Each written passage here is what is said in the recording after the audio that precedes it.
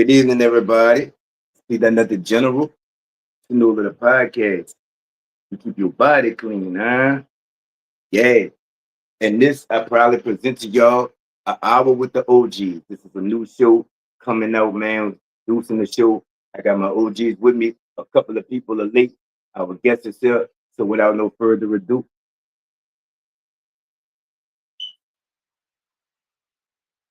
gentlemen, How are you, sir? I'm all right. I'm okay. How are you? Doing pretty good, man. Doing pretty good. Okay, all right. That the one co-host. We waiting on oh man, my sound. Hold up, wait, hold on, y'all. My sound. How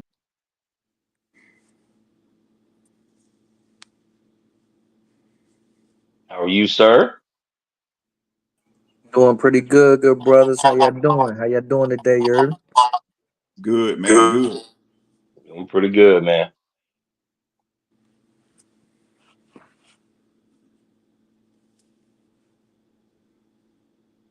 We good?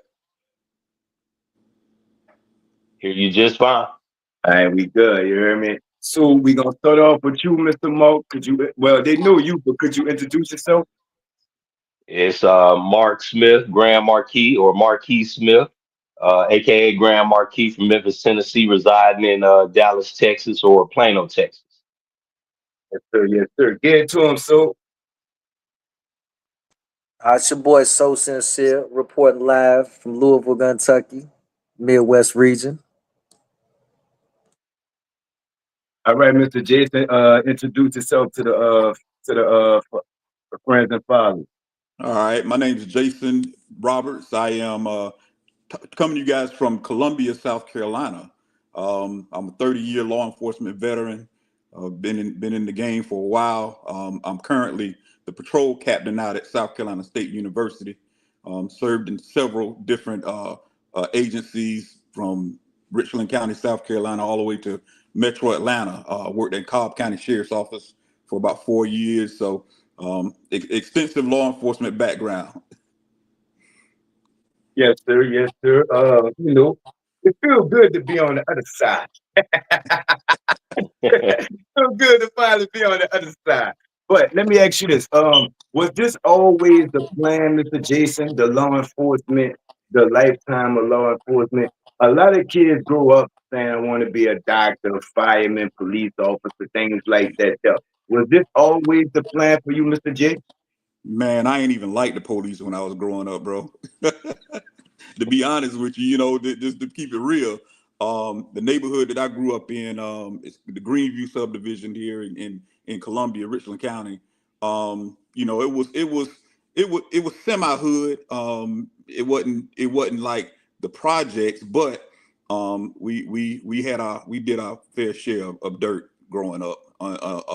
And so, man, the thing about it was every cop that I dealt with growing up was nasty, rude, mean, disrespectful, and I really couldn't stand the cops up until um, my best friend's brother became a cop, and that changed my perception because he was from the hood, he was from our area, we knew him, and we knew that he had the right stuff going on. So that's kind of what influenced me. So no, it wasn't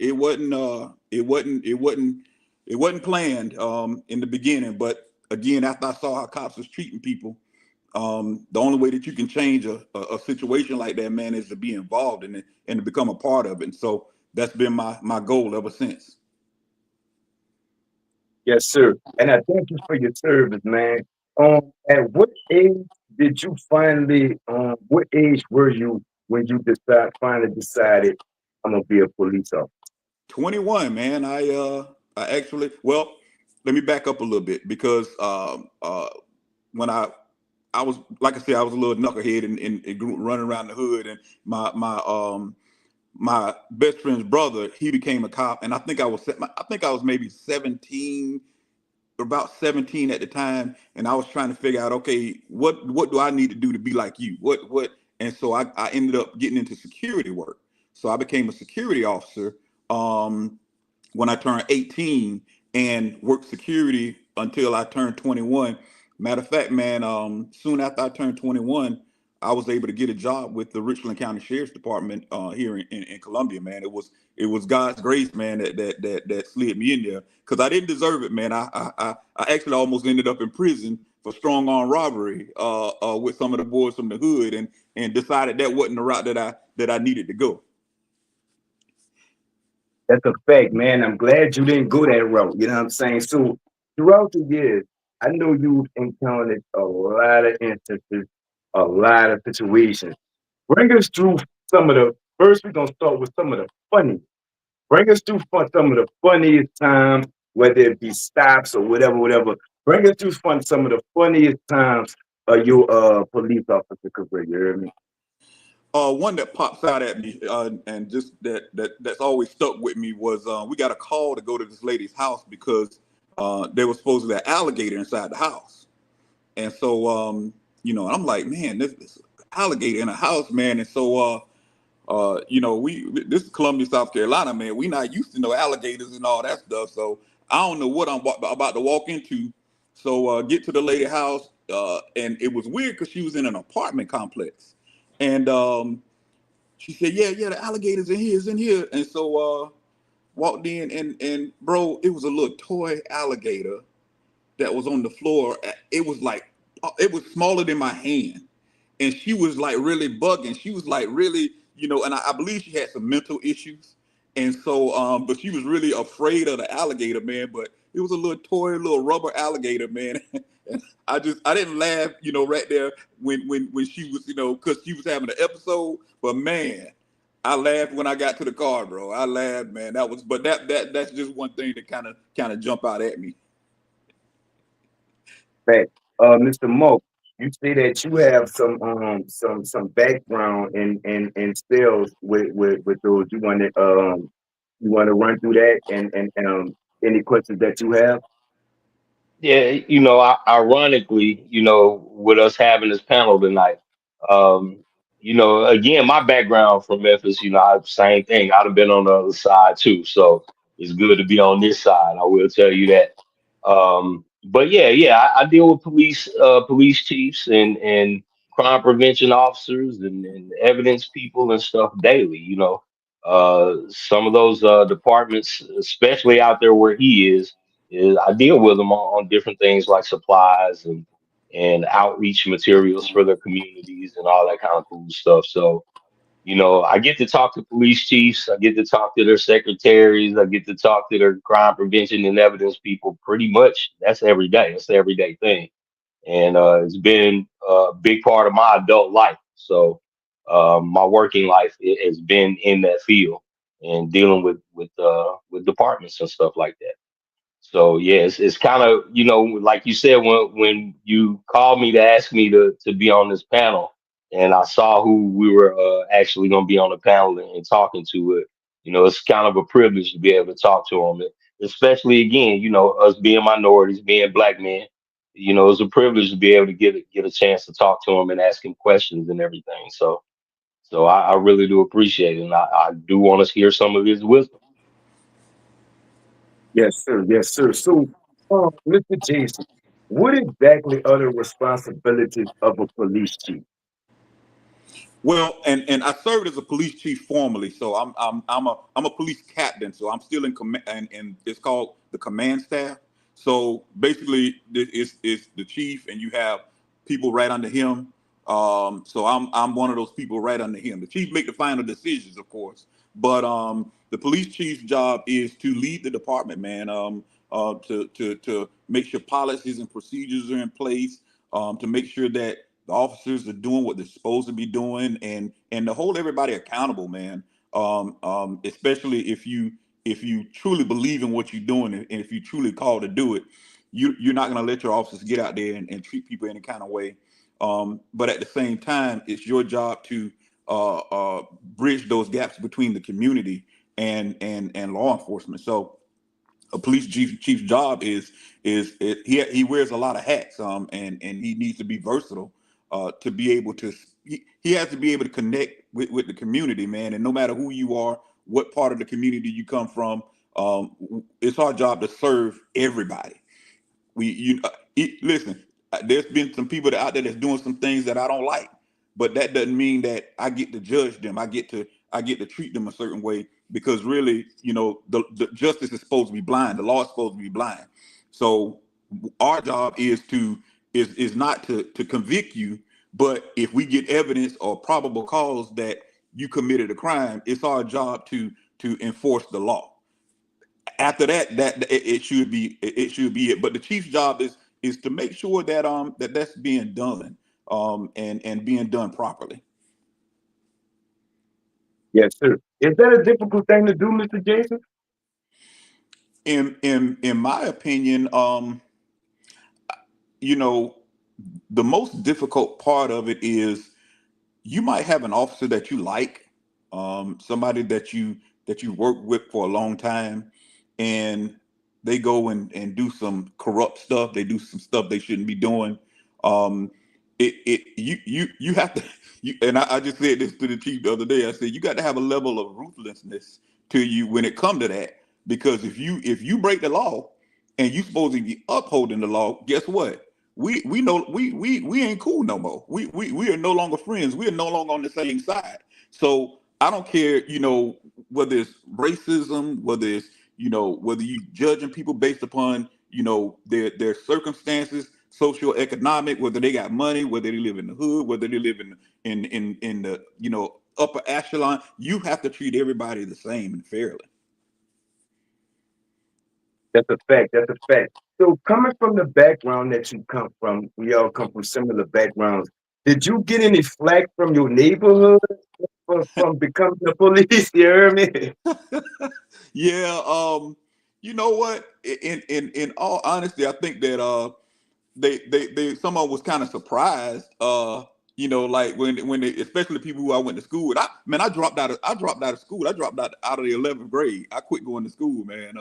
That's that's where I was at with it. You know what I'm saying? And so I wanted to listen. That was around the time that Boys in the Hood came out and Menace to Society, and at one point I thought I wanted to be O-Dog. You know what I'm saying? If y'all remember who that is. So and man, it really they were proud of me because they know the type of fella that I am. They know the type of person that I am. So when we look, I pull a joke over. I see him and pull him over. I'm like, man, what y'all cats doing, man? Look, I said, all right, now you better be glad it was me this time. You better watch it, because the next time, hey, I'm gonna have to, I'm gonna have to do what I do. And man, we laugh about it, but they had respect for me. And I never really left the hood. My grandmother still stays there. You know what I'm saying? And it's still we're family. And so really, most of them would rather talk to me and deal with me than any other cop, to be honest with you. Let me chime in. Let me chime in, bro. So like just hearing some of your story and knowing that we come from different demographics, um being Carolina, you know what I'm saying, where you at, you know what I'm saying, and pretty much doing the governing as far as your policing.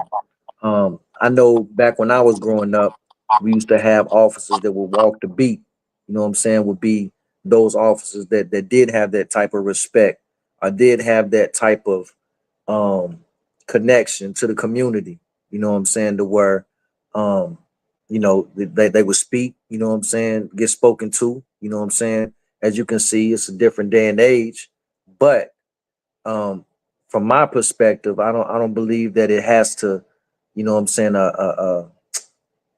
evaporate in that contents, you know what I'm saying. I think it should be those that are have something to really look at their community, you know what I'm saying, want to more so give back, as opposed to just throwing a police officer that has no background of the community, you know what I'm saying, the people amongst, you know what I'm saying. So, salute to you, definitely, you know what I'm saying, for trying to bridge those gaps. And I know it's different, you know what I'm saying, in cities respectively, but it's pretty much we're dealing with the same thing here, you know what I'm saying, trying to get some little bit more peace on these streets, man. You know what I'm saying? It's a lot going on. My buddy down there in Memphis. I got a lot of people down there in Memphis too. You know what I'm saying? So I know it's a war zone down there too. It's pretty much war zones all across the board if you look at it.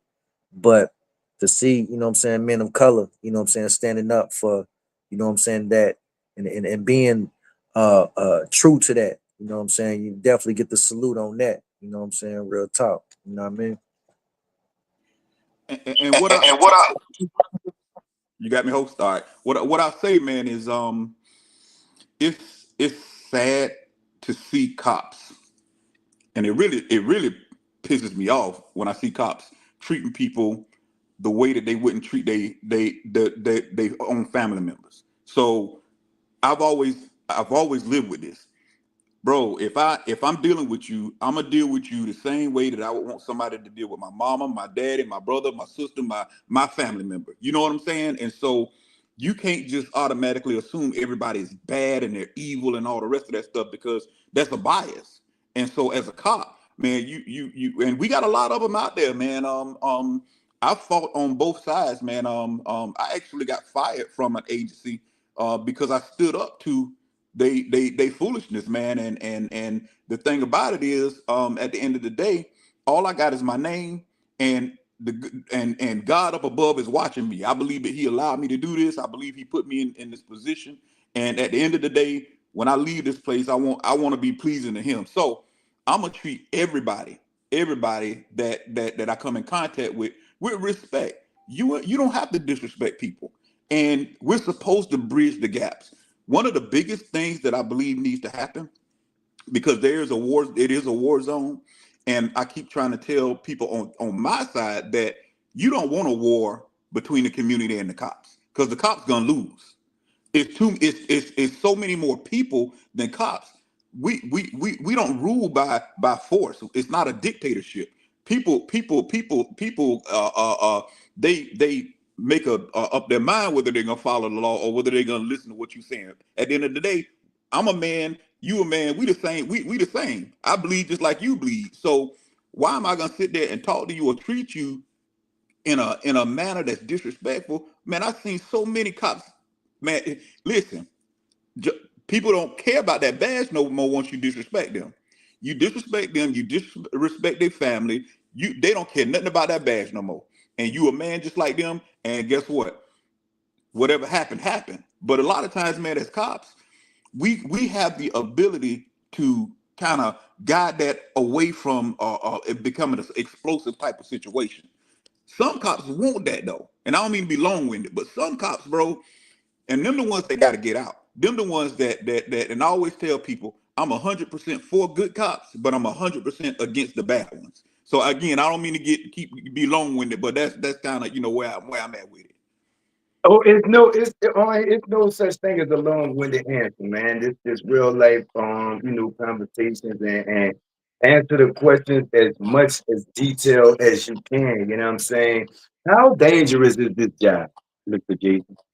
Dangerous, bro. It's in all honesty, you can lose your life that same day. It's you are putting your life on the line every day you put on that uniform, every day you grab that badge, that gun, and you walk out your door. You putting your life on the line. You might not come back home.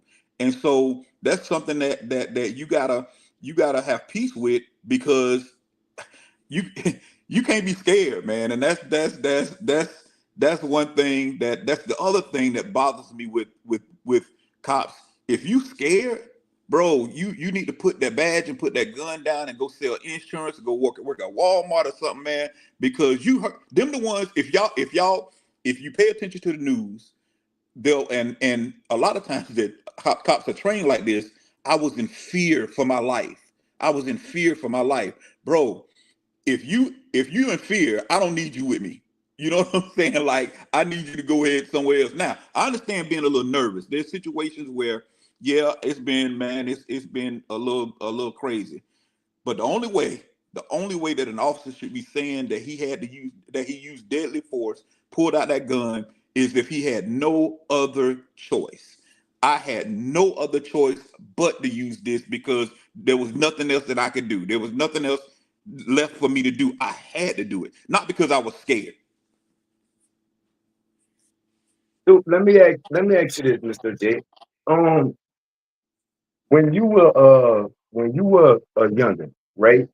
Can you explain, can you go through the differences in the times of when you grew up and the times that these young men are growing up these days?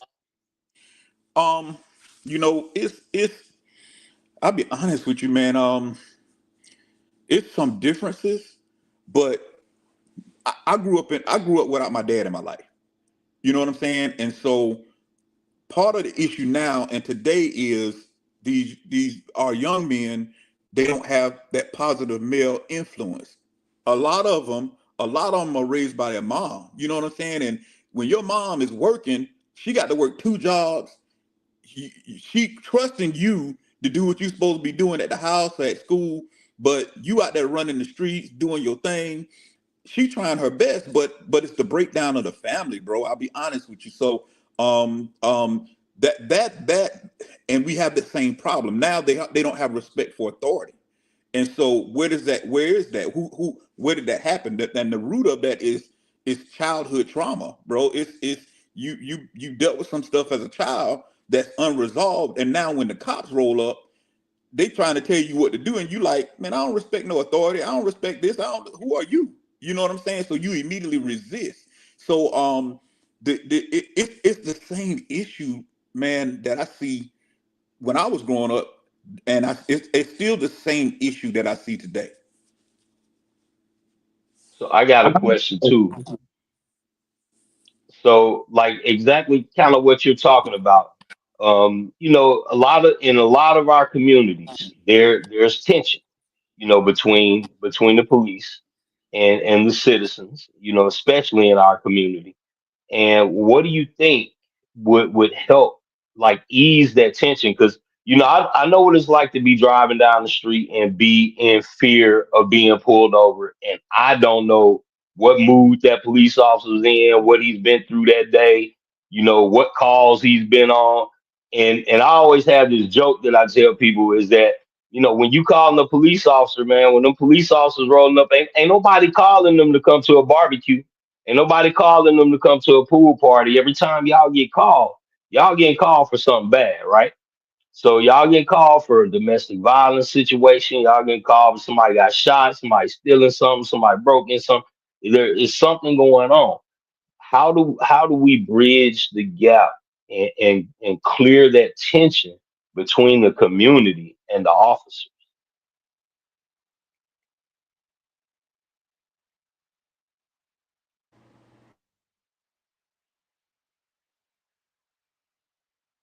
You gonna All right, there we go. There we go. Y'all got me?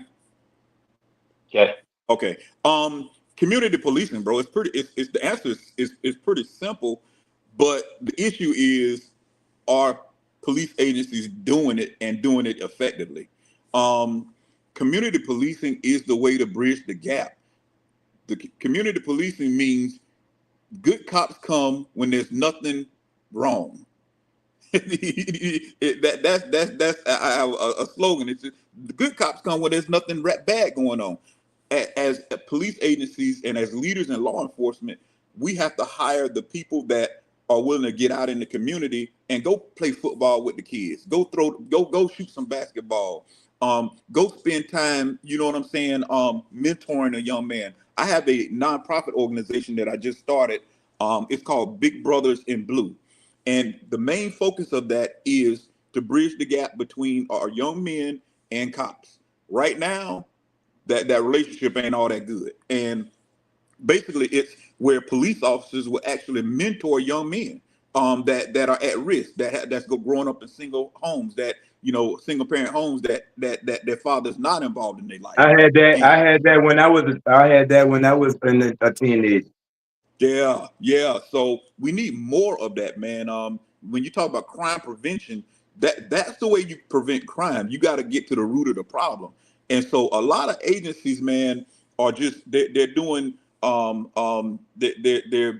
not being proactive.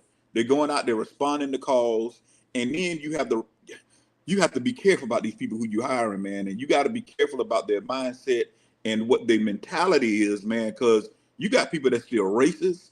You know what I'm saying? You got people that hate certain people that wear the badge. You got people in police cars that will lie and are dishonest. And just like you, when you when you said if you get pulled over, man, I'm nervous. If I'm not in uniform and I'm driving down the street, and if a cop pull me over, I don't know what to think. I don't know what to, and I got a gun on me. You know what I'm saying? I got a pistol. I'm like, and I don't know what, so man, we got some work to do, but it all starts with community policing. The cops got to get back into the communities, not just going around when it's time, when bad things are happening, but we need to be pushing that, and we need to be on the forefront of it. We can't expect everybody else to do it. All this funding that they use for drugs and arresting people, we need to use some of that funding for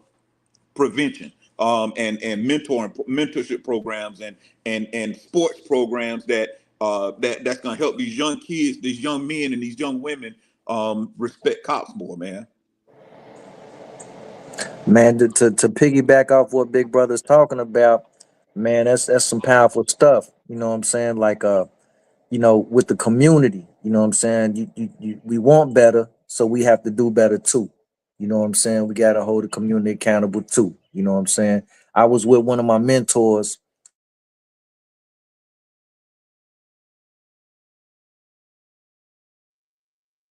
He got a call. He got a call. So when he come back, while he on his call, Mr. J, you know what I'm Doing saying? Oh, go ahead. You had went out. Oh, okay. You can hear us now? Yeah, I can hear you. Yeah, for sure. Yeah, so we were supposed to be canvassing the neighborhood, doing like praying for the community. You know what I'm saying? Me and my mentors, you know what I'm saying, some of the deacons from the church, because it also starts with the church, you know what I'm saying, doing their part, being in the community, you know what I'm saying? Because the word, I dropped a scripture in the chat. I don't know if you can see it, Nut, but it talks about, respecting the law of the land. You know what I'm saying? Once you do this That's is the what wrong. God, You dropped it in the wrong chat. You gotta look at post a comment. You had dropped it in the private chat. You hear me? Okay. Nah, You but could if you read it. if you can see it, you read it for me. You hear me? Okay. Can you see it? Yeah, can y'all still hear me? Yep. All right. Romans 13, 1 and 2. Obey the government, for God is the one who has put it there. There is no government anywhere that God has not placed in power. So those who refuse to obey the law of the land are refusing to obey God, and punishment will follow.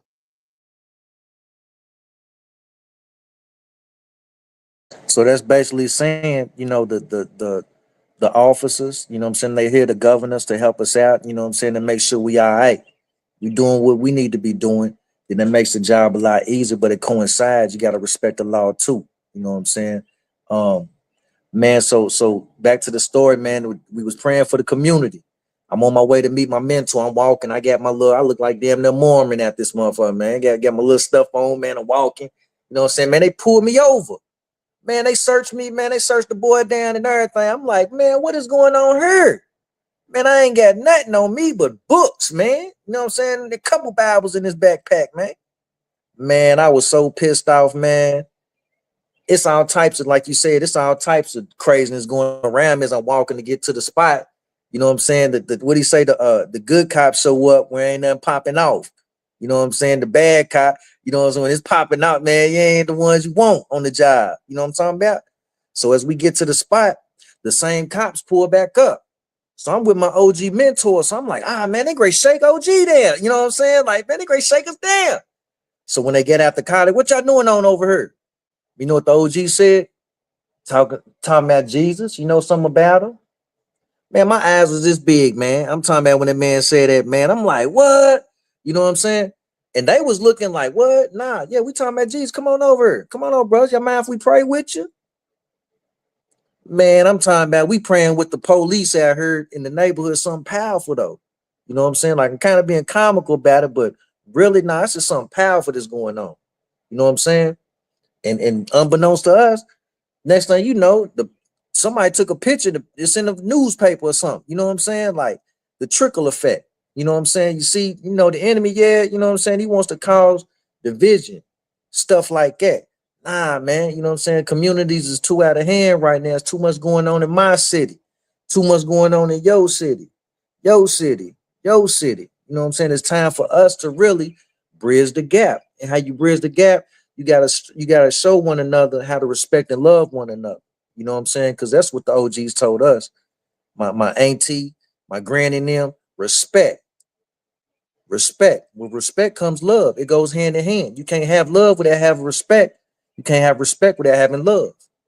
So once you start instituting that and really trying to be about that, then you start seeing some positive change. But it does come with, you know, those that are in those that are empowered, you know what I'm saying, are empowered over us in that term, you know what I'm saying, being good stewards of that, you know what I'm saying, you know. Yeah, I totally agree with you, man. And a little bit of my background that I didn't talk about was I'm a former pastor. So I got a little bit of ministry background also. So man, I try to hit them from all different angles. Because again, when God give you gifts, man, you're supposed to use every last one of them for the upbuilding of His kingdom. But I'm gonna say, man, it starts with leadership. All right.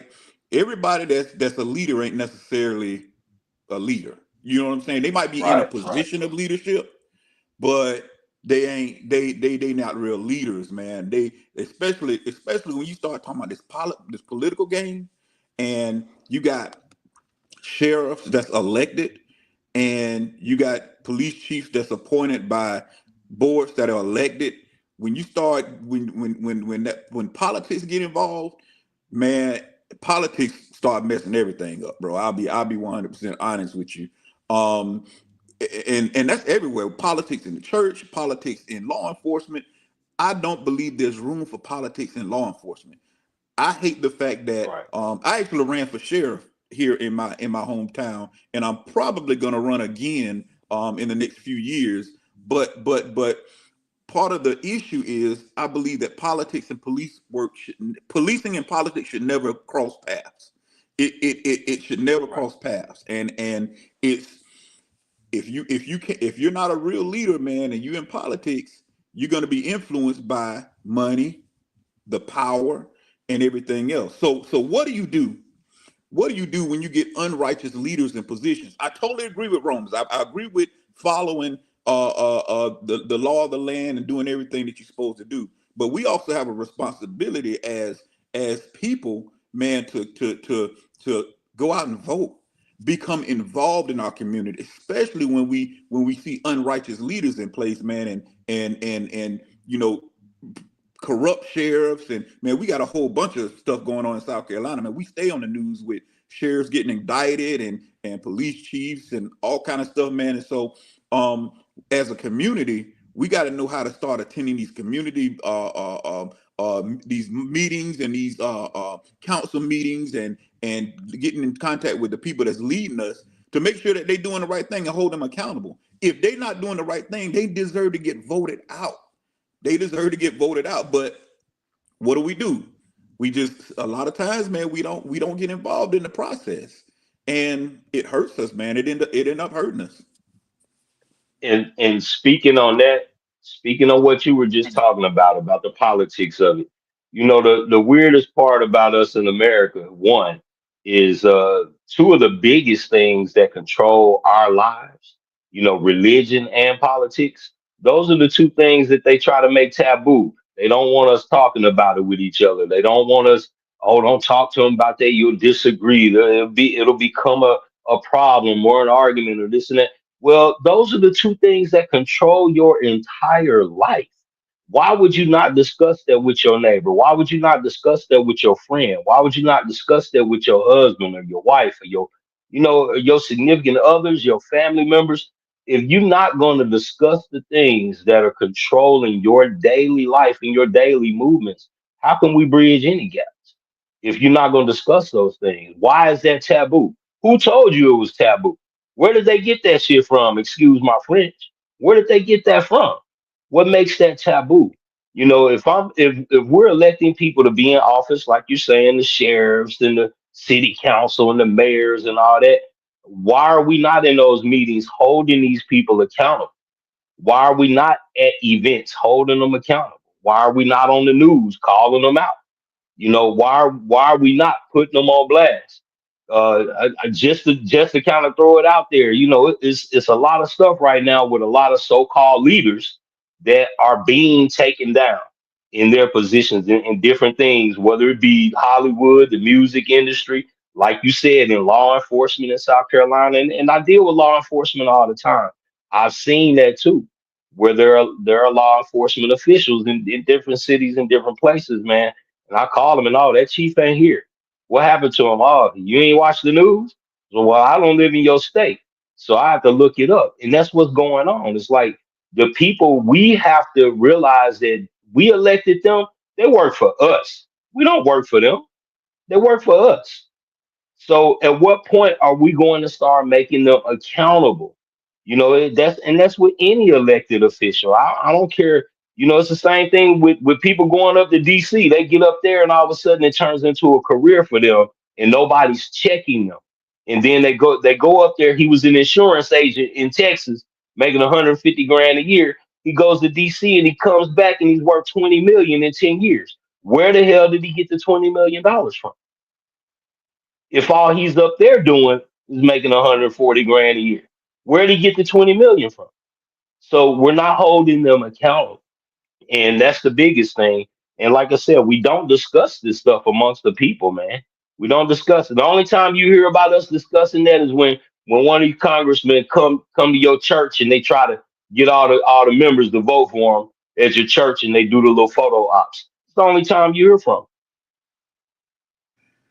Man, And you know, oh, go ahead, Mr. James. I got to jump in there, man. I was listening to Miles Monroe this morning. He's an amazing teacher of the Word of God, and he was talking about um, he was talking about he actually related it back to slavery and even back before that. But he talked about how people used to tell their children. I remember being told this when I was growing up: be seen and not heard. Right. Be seen and not heard. And unfortunately, what's happened is people have gotten over on us because that's down inside of our head. That's inside of our psyche. It's like, okay, well, you know what I'm saying? I ain't really got a voice. You know what I'm saying? And I'm not saying this for everybody, but if we don't start speaking up, if we don't start speaking out, bro, they're gonna keep running us into the ground. They're gonna Right. keep running game because we won't speak out. A lot of times people don't want to speak out is because they might have some stuff going on that they don't want nobody to know about.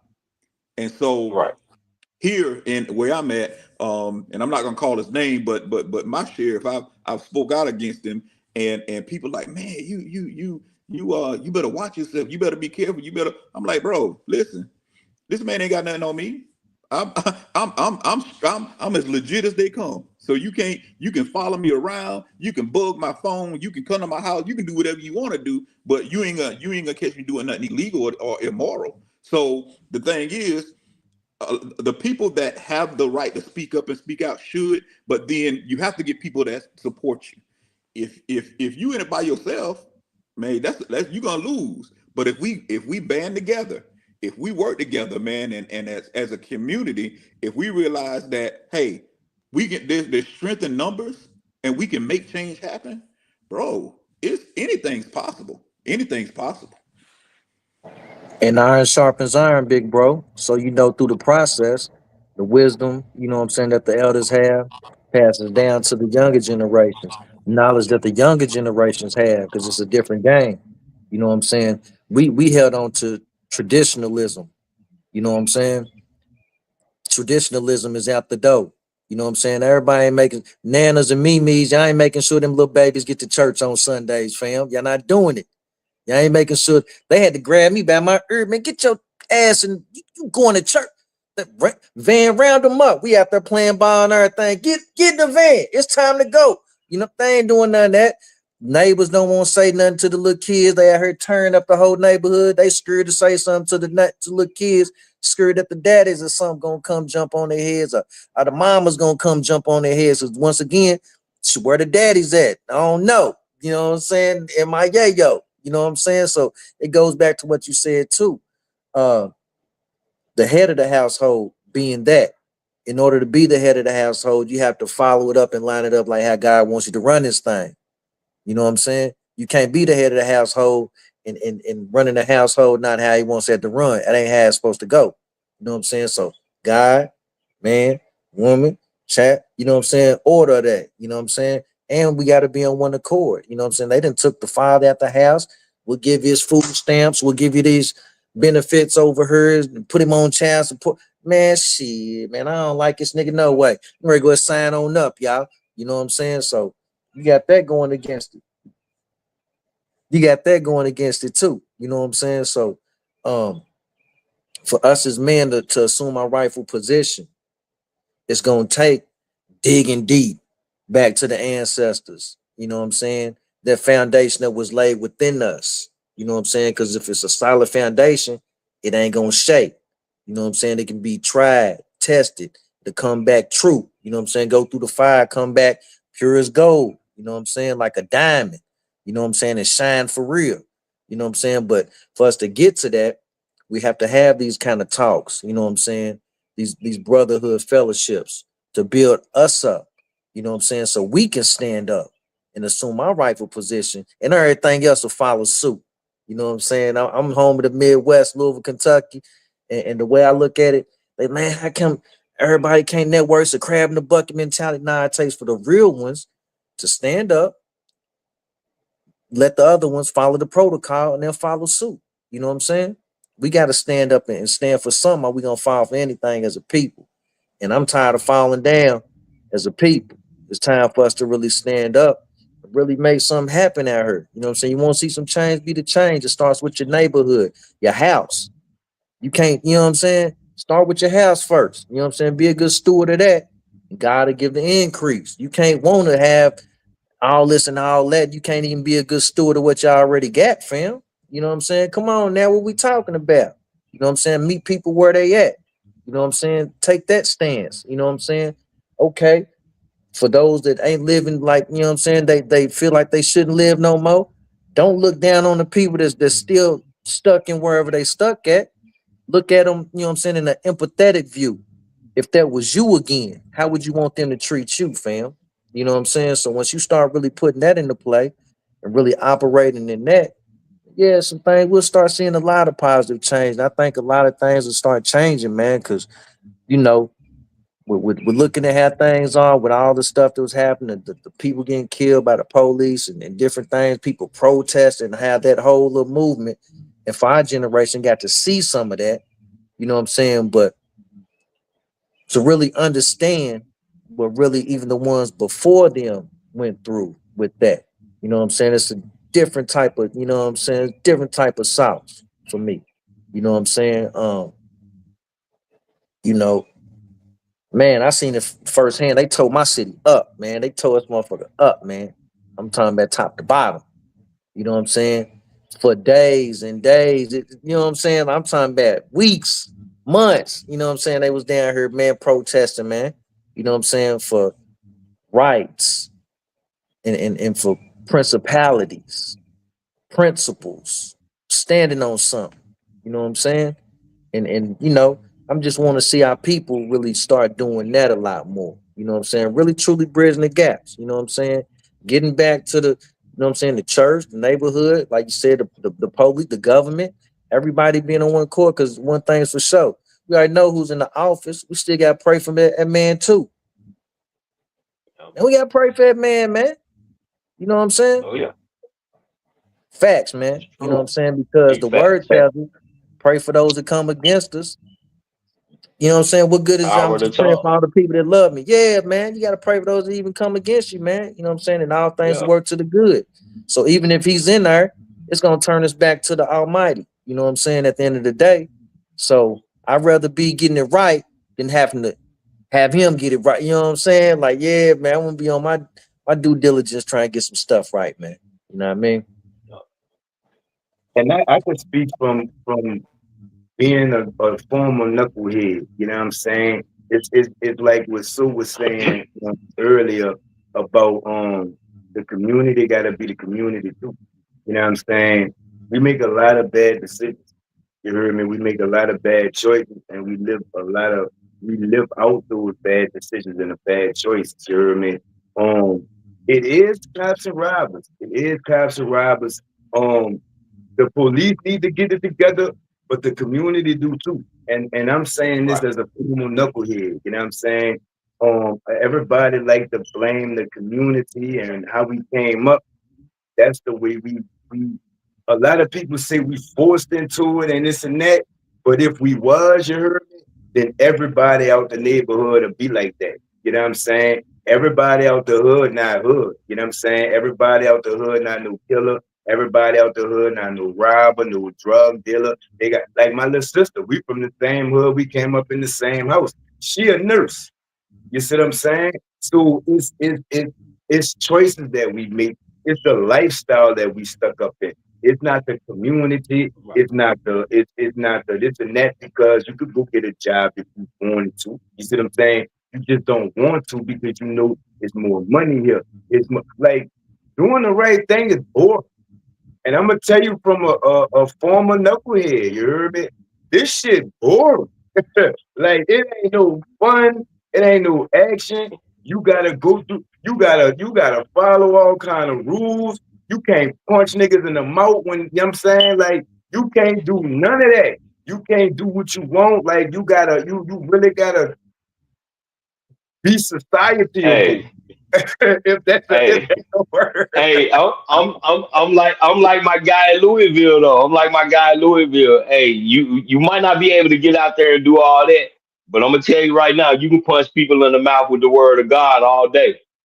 And you can punch them in the mouth with that all day. I know from experience, to where I could crash out. I could crash out. I could be doing some dumb stuff, but you know what? I learned that warfare book has been my biggest tool of battle for the past 3 or 4 years, man. Out of anything, turning to God more than anything. Like you ain't got to crash out. Let God take care of it. He crash out for you. I want to shout out my daddy, my uncle, and my other uncle. They in here. You know what I'm saying? Shout out to y'all. Thank y'all for y'all support. You know what I'm saying? Salute you too, uncle. I love all y'all. You heard me? So let me ask you this, Mr. J. From your expertise in the background that you have, the situation with the officer, I ain't gonna, I'm sure you know what I'm talking about.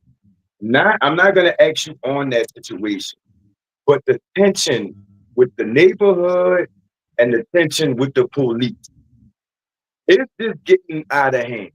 You see what I'm saying? And what should we do with your expertise? Like you the best of both worlds. You from the hood, you heard me, but you was the police chief, who do right?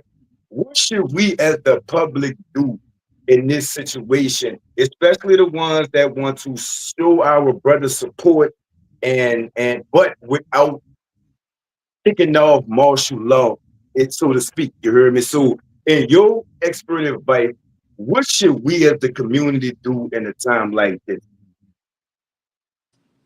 Man, and you kind of hinted on what you wanted to talk about, and I'm cool with talking about anything. You know what I'm saying? Because it just is what it is, man. We got to be open and honest and straight up. And a lot of times we hide from conversations, we hide from tough conversations, and the only way we gonna make it as a people and as a community is having tough conversations. And so, man, and it is very unfortunate. Like I told you guys earlier, if a police officer has to use their weapon, um, the problem is when the community sees it as being not legitimate or unfair, or like the cops is hiding stuff.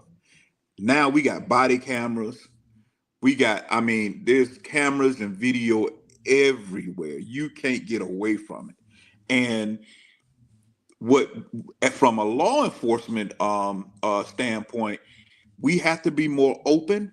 We have to be more honest about what's happening and what's going on. If we make a mistake, if we do something jacked up, the chief, the officers, we need to be the first ones standing up on TV saying, look, we messed up. We messed that up and we got to fix it. We're going with this is what happened. We're not hiding anything. We're letting everything, we're putting everything out in the open.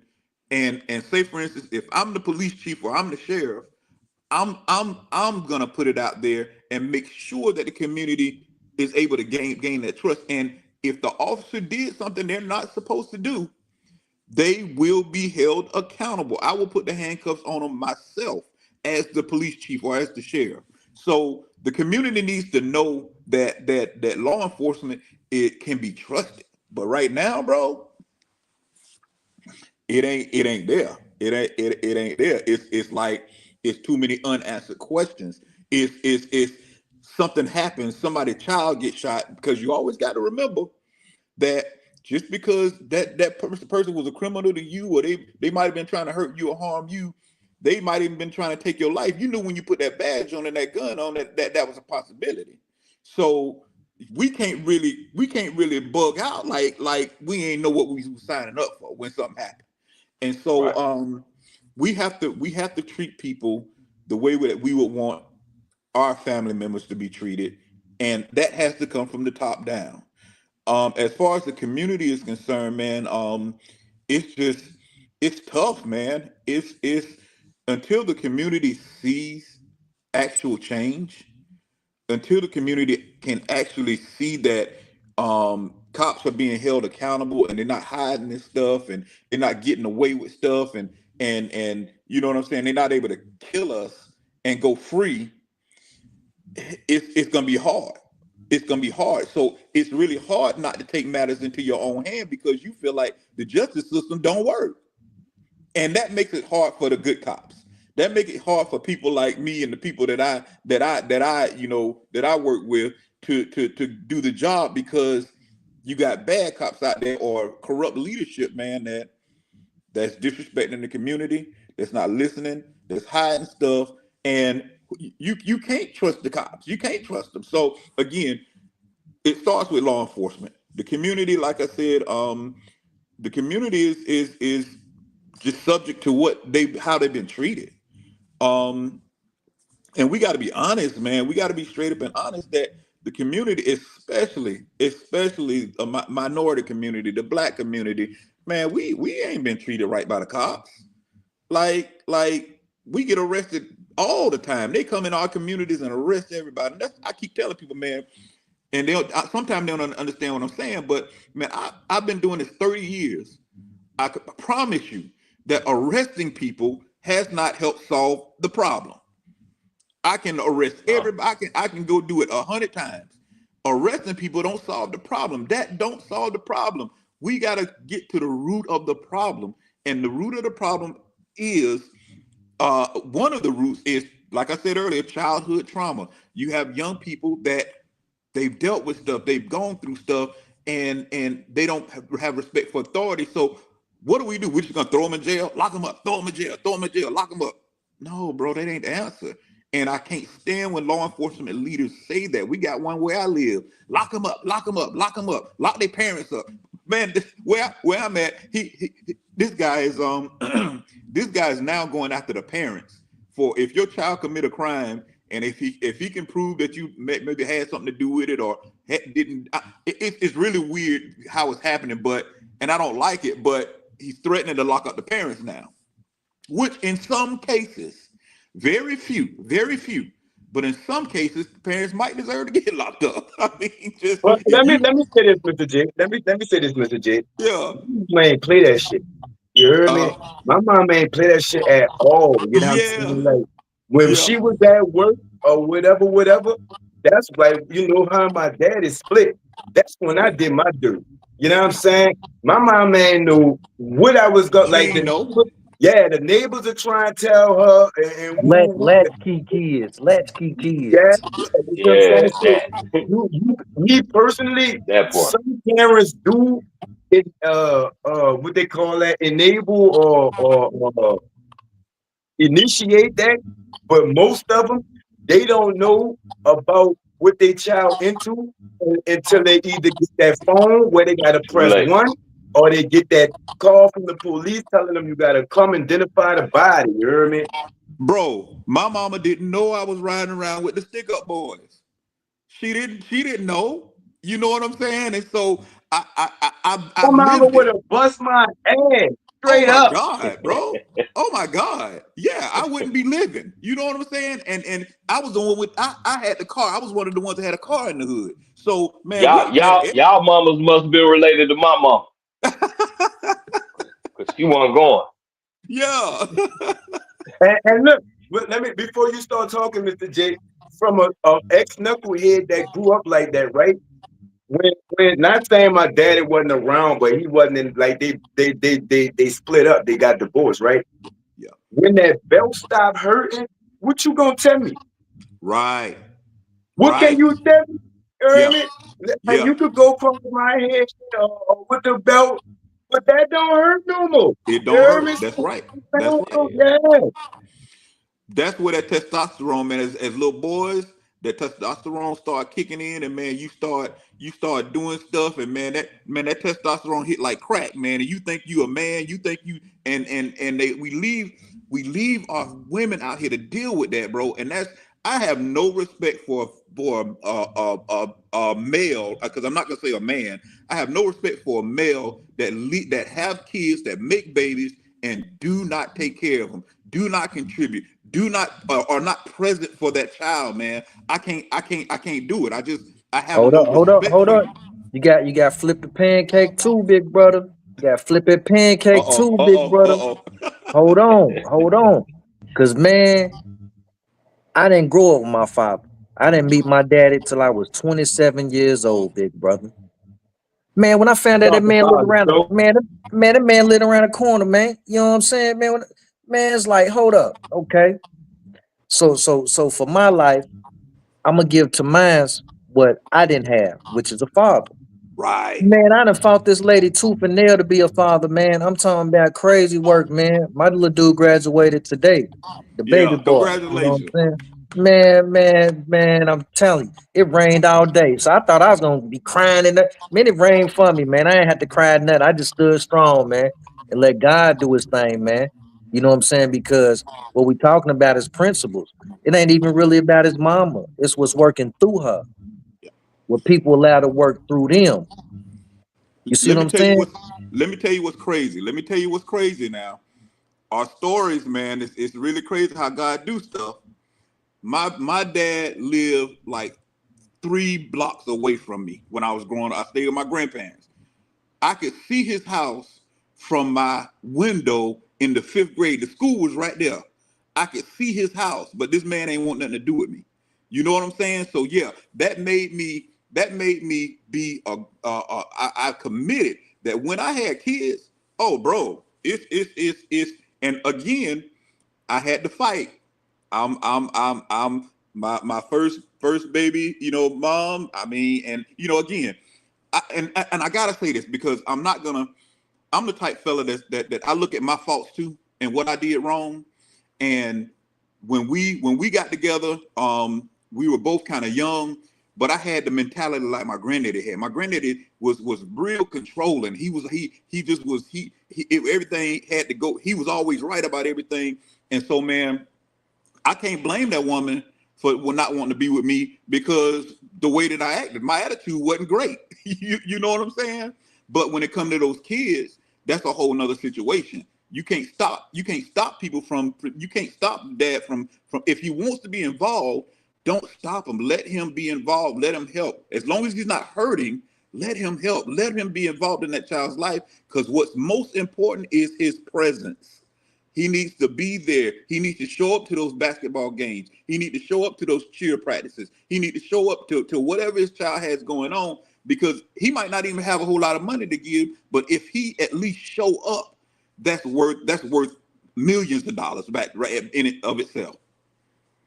And another thing too, big bro, like on the flip side too, with the women too. You know what I'm saying? Like Don't not let the man be there. You know what I'm saying? Especially if he's trying to be there. You know what I'm saying? There's been so many generations of men not being there. Some of us men might not even know what it is to do the right thing. So they Yep. trying, you know what I'm saying? But you know, there comes iron sharpens iron for the ones that did have the fathers, because there is ones that did have their foundation laid that can pass some of that down. You know, I had a step pops to raise me. My little brother's father, he raised me. So I had a idea of what a true man should be. You know what I'm saying? Different role models of what true men should be, inspirations. You know what I'm saying? So like even what you do, your line of work, I'm pretty sure you're an inspiration to your community, man. You know what I'm saying? When they see you, they happy to see you. You know what I'm saying? Might been patrolling the skating rink or something. High school football game, basketball game, or something. You know what I'm saying? A activity outside, or a family festival or something where they seeing you in the community. Man, what's up, officer? You know what I'm saying? Man, what up, man? You know what I'm Yep. saying? Love like that. You know what I'm saying? Yeah, that can happen. That's very possible, brother. But we got to see the beacons within the community. We ain't seeing nothing but darkness around this motherfucker, man.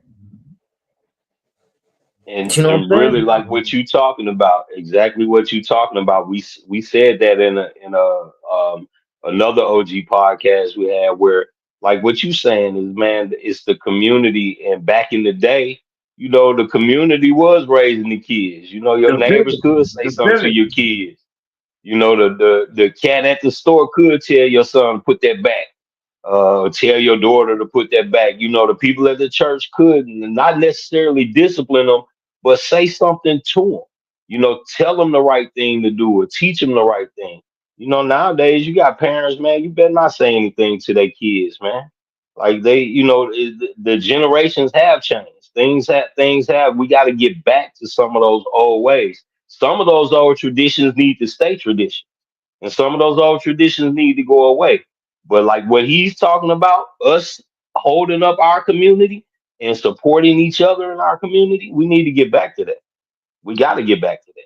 You know, if we get back to that, I can almost guarantee you a lot of these police officers will have a little more respect for us, and we'll be able to have more respect for them because they looking at us in a different light. You know what I'm saying? They looking at us in a completely different light. I don't like going out in public and trying to wonder whether this officer got a bad attitude or whether he like black people or whether he like Chinese people or white people. I don't want to think that about none of them. I want to go about my business and mind my business. If I'm doing something, stop me. If I'm not doing anything, leave me alone. You know, go find somebody else to bother. But you know, same thing, like you said, man. It comes back to the community, man, and community policing, community events. The police coming to community events, even if whether they invited or not, they need to just show up. Show up, and you know, I know we didn't call you and tell you we was barbecuing, but bring your ass. So You let's know, let's get to the comments. One comment said the media also portrays law enforcement in a negative way for ratings. Do you believe that, Mr. J? Oh man, the media. The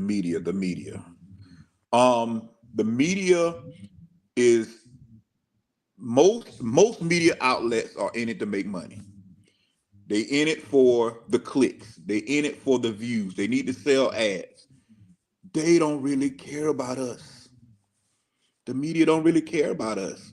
There are maybe some news agencies out there, maybe independent, that really care about the community, your local community reporter, your local community newspaper or something like that, that will tell the whole story instead of just show a blurb of 2 seconds of something that happened, and then you get the whole community in an uproar when you didn't show it in context because you wanted everybody to watch your channel or your show, or you want the most clicks. We clickbait now, clickbait. So yeah, the media, bro, is not our friend for the community. I don't believe so. And I'm not an enemy of the media, but I do believe in fair reporting, fair, transparent reporting. Report both sides. Give it all to us and let the community decide from there. Don't try to make my mind up for me. All right. Next comment. We first need to propose a bill that will not allow no person that have served in the military. They have too many flashbacks. What y'all think about that? It's a lot of people in it that was a police that served in the military. I used to think that went hand in hand. You know what I'm saying? What y'all think? Look, I want to speak on that because I deal with a lot of mental health programs, not just with the police, but I deal with a lot of mental health programs, even in the military. And, it's really about getting those people help. They need help when it comes to mental health. Somebody, if you're gonna hire somebody as an officer, man, they mental health has to be in a stable place. If they're not mentally stable, I don't think they should be carrying a gun and a badge. Like, period. If they're not mentally stable, get them some help, man. If they can't deal with people, in a proper way, and they have issues dealing with people, they don't need to be in those positions. Period. Here in South Carolina, I know when I was in Georgia, you have to go see a mental health professional and they have to clear you before you become a police officer. So it doesn't matter what your background is, you have to go through that process and you have to be cleared before you can actually be hired as a police officer. And that's true for most states, but I can't speak for everybody else. I can speak for South Carolina. I can speak for Georgia, and I know a little bit about North Carolina. So if a person that's been in the military would like to serve in law enforcement, they have to be able to pass that that part of the evaluation. Another commenter, Unc said, parents today are afraid of their kids. Do y'all agree with that? Okay, I'll speak on that. In some cases, yeah. I mean, you got the law. You have the laws now where the kids can call the police on their parents. The kids can't get whoopings anymore. The parents can't discipline their kids. Back in the day when I was in Chicago with my mom, I remember one time and my mom falling out in the store. My mom smacked my ass in the middle of there. You can't do that to kids now. You can't do that.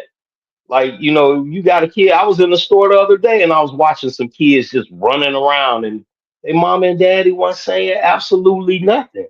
My mama would have took her strap off the purse in the store. So yeah, no, yeah, yeah. There's a problem with that today too. So I Okay. think it's I think it's Oh, more go so ahead, that go ahead. Go ahead. I think it's more so they trying to be cool with their kids, man. I don't think they necessarily scared of them. I think they trying to be too cool with them, man. You know what I'm saying? Like, man, I had it rough and my mom was always on me and my daddy was always on me. Man, nobody tell you be sneaking out the house and doing the shit you was doing too, though. Now, hold up now. What are you talking about, man? Come on, man. I just want, for minds to be better and us to be real tight. Nah, you know what I'm saying? You gotta have some authority in there, man. Some morals and standards on that thing, man. You can't just be out there loose leg like that, man. So I think they really trying to be more cool with the kids and be friends. Yeah, it's my bestie, it's my twin. What up, twin? Yeah, Man, come on. Yeah, I nah, they need to tell, stop on that. I tell all four of my kids, right. I'm not your friend. I'm not your little partner. I'm not your bro. Bust your motherfucking ass when you 30, 40, or 50 if I feel like you getting out of line. You see what I'm saying? A lot of the, and I agree with you. So, nah, for real. Boy, look here. I don't play with them. I don't play with that. But I'm going to tell you this. A lot of parents do try and be a friend. Like you see, they might have got They their ass do. to out the frame when they was little, or their parents might have had them on a leash. You see what I'm saying? So they try and live out that through their kids. My mama let us really live life. She'll tell us, but she knew by us being dudes that life was gonna have to show us. You see what I'm saying? And that's the approach that a lot of parents are taking with these men. You know what I'm saying? Like I said earlier, you can't hurt them with the belts. And like me, like for instance, right? When you selling a certain type of woo-de-woo, right? Like when you 15, 16, putting your hands on grown men and handling grown men, you see what I'm saying? And woo-de-woo, like what my woo-woo-woo. What your mama gonna tell you? I'm 16, I just beat up a nigga 36. You see what I'm saying? So you cannot blame the parents for what their children are doing unless it's hard down evidence that these parents enabled them. Because like we all said, all of us would have got our ass whooped if our people would have known what we was doing out there. So most of the parents, like you say, they got 2 jobs. You see what I'm saying? Some of them disabled. You know what I'm saying? Some of them are mentally. You see what I'm saying? And the children not. And kids will be kids. They're gonna take advantage of it. Like me, when that belt stopped hurting, what you gonna tell me? You punished. All right. Don't go outside. All right. You know what I'm saying? It's not that the parents can't control a growing man, that testosterone going all over the place.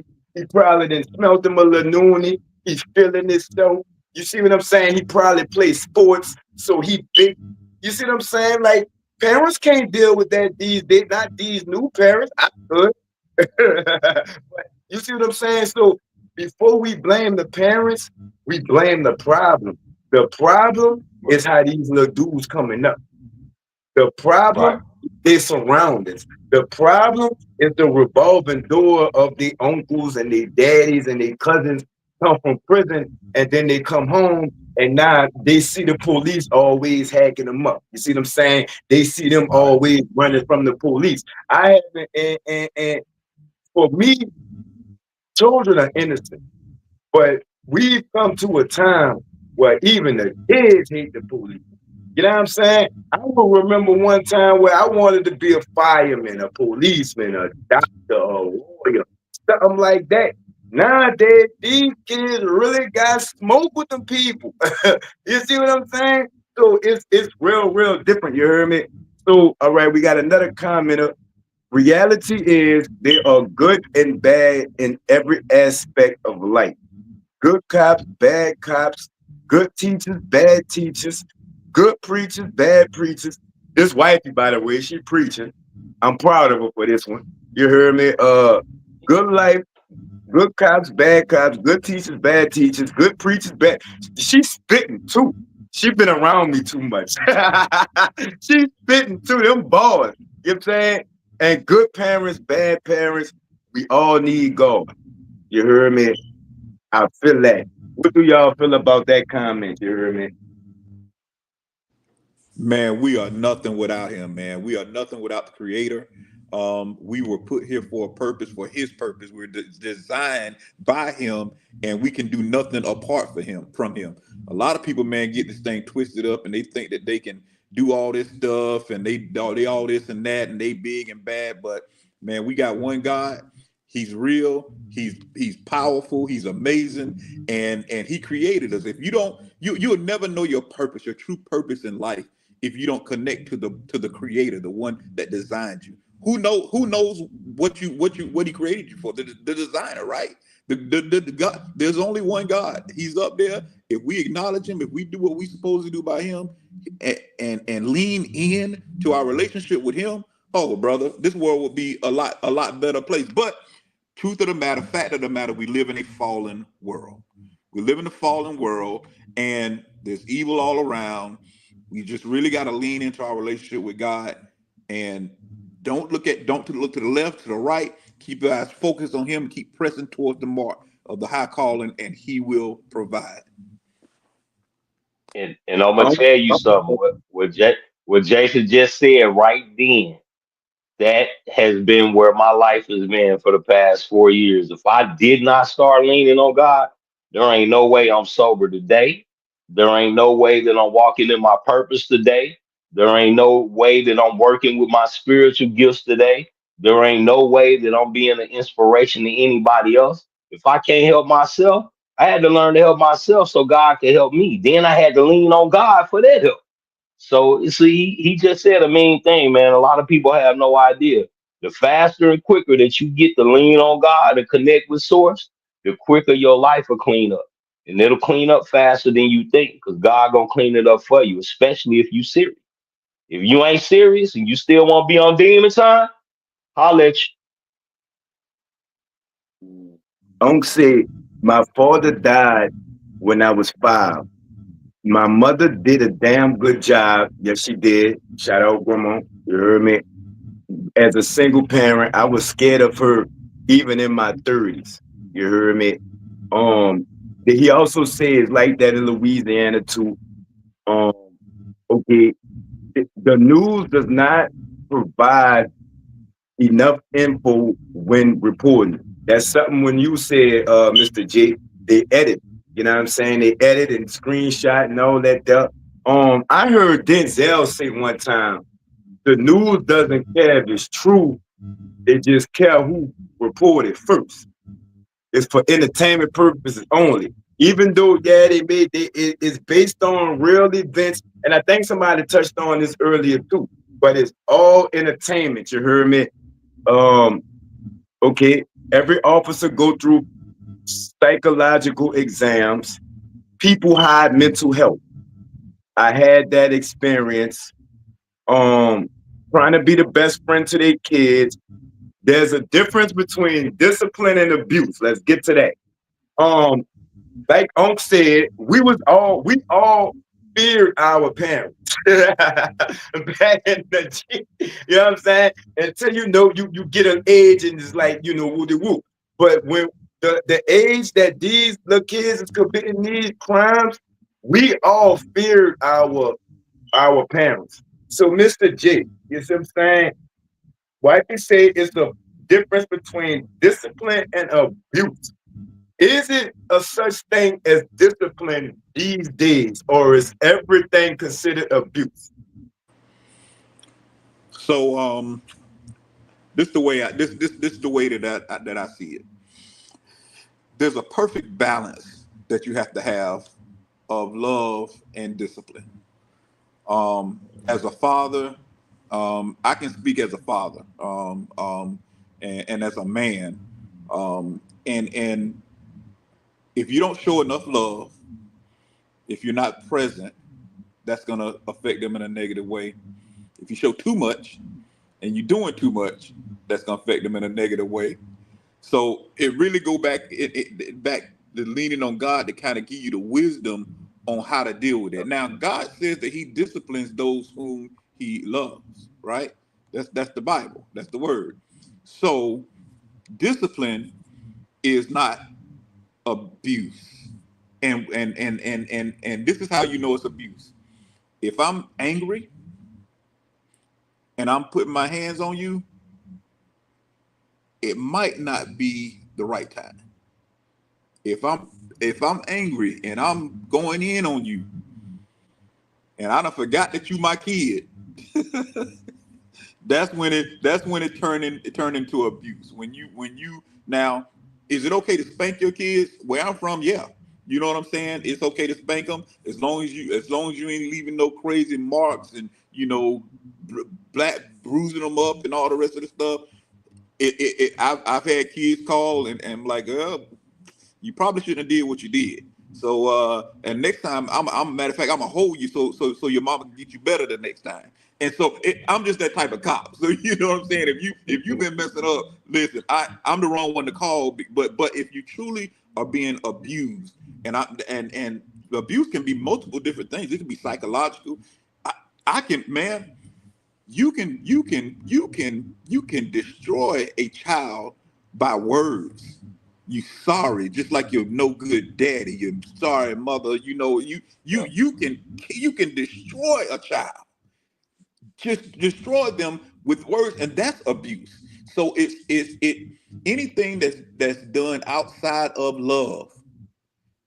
I would say it could potentially be abuse. Yeah, that's like what you're saying. That's all mental, emotional. That's emotional abuse. That's mental abuse. That's manipulation. That's all of that. That's all of that. And if somebody's doing that to a child, yeah, that's definitely abuse. I would view that as abuse. And it goes back to my thoughts. Like, I got two daughters outside of my son, so I got three kids total.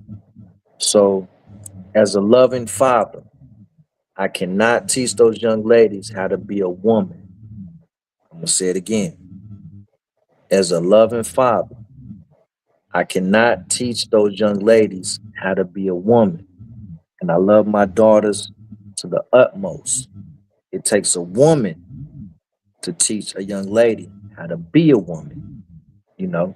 The same way, a mother, as much as she loves her boy, as much as she loves and wants the best for him, she can't teach him how to be a man. There's too many women trying to teach men how to be men. And it's a whole lot of emotion that comes with that. You know what I'm saying? You know what I mean? Um, in order to properly do it, we supposed to be married anyway. Supposed to gotta go through it the right way anyway. We can't be perfect people. No, we strive for the perfection though. You know what I'm saying? Our finite minds can't fathom God's infinite wisdom on how he moves across the chessboard. He's the ultimate chess player. So we're watching him, keeping our eyes on him. He'll order our steps like the song says. He's over here. I need to be right here. He's saying keep straight. He's saying fall back. He's saying full steam ahead. You know, you gotta keep your eyes on him, and he'll govern how you move and how you rock as a man, as a woman of God. You know, to be that virtuous woman that's in the proverbs that we talk about, that's respected in the community. You know what I'm saying? Uh, as she's moving around, she's got respect from others. She handles the household. She makes sure the children are straight. She makes sure the king is straight. You know, without her, the king ain't gonna be straight. I'll say it again. Without her, the king ain't gonna be straight. Happy wife, happy life. I done heard that before many a times. You know, All day. from the OGs. You know what I'm saying? So you start reinstituting this foundation, which was already laid, and you done probably heard it by word of mouth. Might thinking it's a myth or something. Nah, it's magnificent if you put it into work. You know what I'm saying? So you got to start really, like brother said, getting to the root of it. The root of it is the foundation is broken. Men ain't respecting women. Women ain't respecting men. Ain't nobody respecting what God talking about. You see what I'm saying? Ain't nobody talking about God. God who? God what? Go to church. Man, I ain't trying to be in front of them hypocrite people, man. They ain't even standing on what they standing on. The white people gave us the Bible. Yeah. All that stuff, Nowadays, you man. got people out here trying to play God. That's the other weird part. Come There's on, people out here man. that try to play God in your life. So, and they don't even know God. Yeah, you don't even know God. How you gonna play God in somebody's life? You don't know God. You know what I'm saying? So yeah, like you said, it's that foundation, man. People have started trying to reinvent the wheel, and the wheel was already made. We just got to take it and use it. What are you reinventing it for? You know. So you said a mouthful there, bro. Man, before That we get up foundation. out of here, before we get up out of here, I was just gonna say much love and respect to all y'all gentlemen. We had a lot of technical problems in the background that I was dealing with. The other co-hosts were trying to get on. I got to think of a better way to explain it to them. I'm just learning as well. You see what I'm saying? But shout out to everybody that watched the comments. Shout out to everybody that will watch this, and shout out everybody that watched this with us. Mr. Muff, we're gonna start with you. Let them know where you is, the credentials. You heard me. support yourself. Man, this is a panel of we're gonna bring up the youngins, and like this is not a particular topic program. You know what I'm saying? We on all type of times, long as it's positive. We ain't doing none of that messy stuff. You see what I'm saying? We don't want to hear about P. Diddy. You know what I'm saying? We don't care about Papoose and what's her name? You see what I'm saying? That's none of our business. You hear me? We on real shit over here. And we one thing we was taught, and everybody in our generation, we don't worry about what another man do in his bedroom. We don't worry about another man pocket. You hear me? We don't worry about another man and his woman. And that's just how we rocking over here. So if y'all tuned in for all that, it's the wrong place for y'all. It's the vibes that you getting off of this program right here, Mr. J. I appreciate you as much love for you kicking off this premiere. You know what I'm saying? Mr. Mark, we're gonna start with you.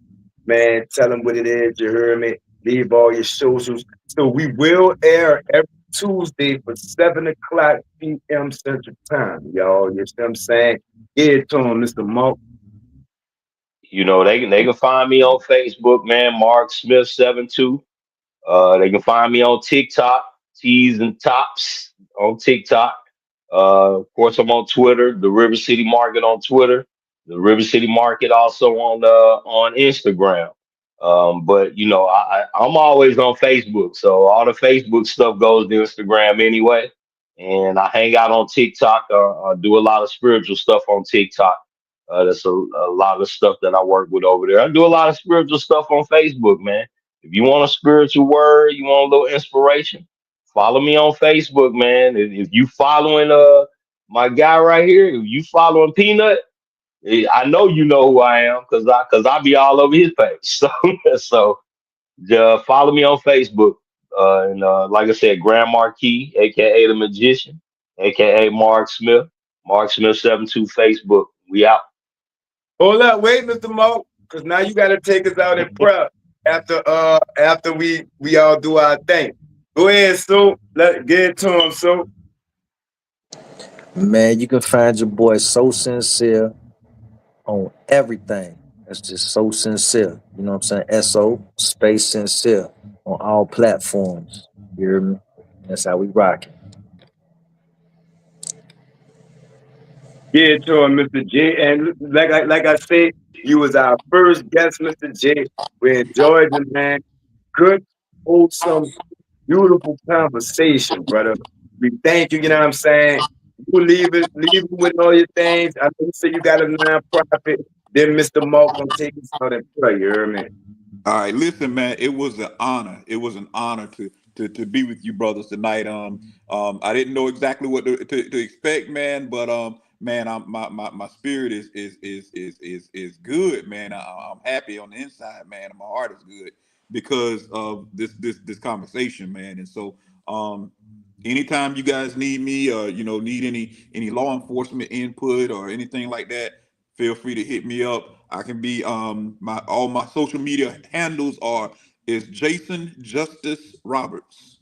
Jason Justice Roberts. And that's on Facebook, Instagram, TikTok, all the same thing. My nonprofit, Big Brothers in Blue, it's www.bigbbrothersinblue.org.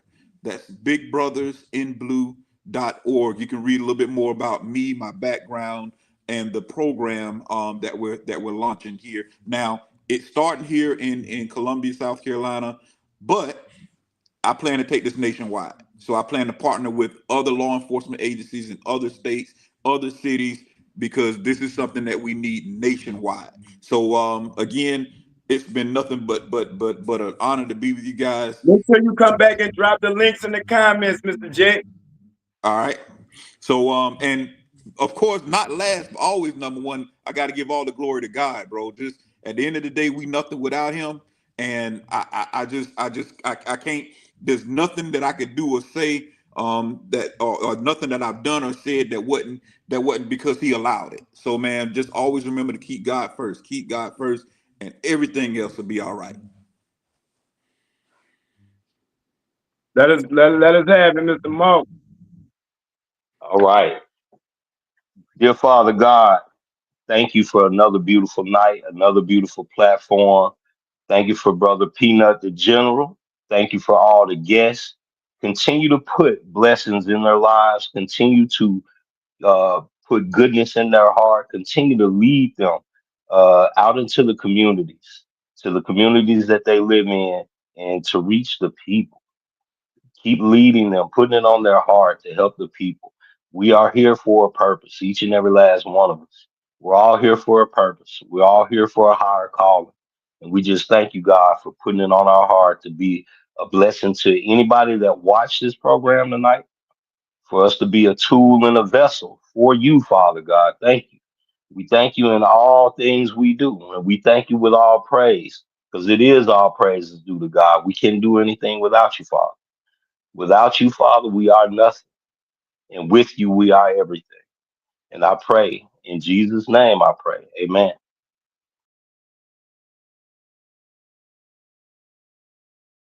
Then let the General to know of the podcast. You keep your body clean, man. Yeah. Really comfortable with all of that thing. What you trying to say? Yeah, I want to congratulate. I seen to come up through the mud. You feel me? Real. Yeah. I'm saying, like I said, I used to be top. I'm one of the ones. When that nigga said he had a phone, his whole joke. Man, I'm looking at the screen like he preached. Cause I was on the phone with him. You feel me? So you know what I'm saying? I'm just saying that he getting up there and he keeping it all the way phone. He ain't what them little niggas be saying. He ain't cloud chase. He ain't capping. He ain't doing none of that. Like he ain't trying to make himself look. You know, he letting his legacy.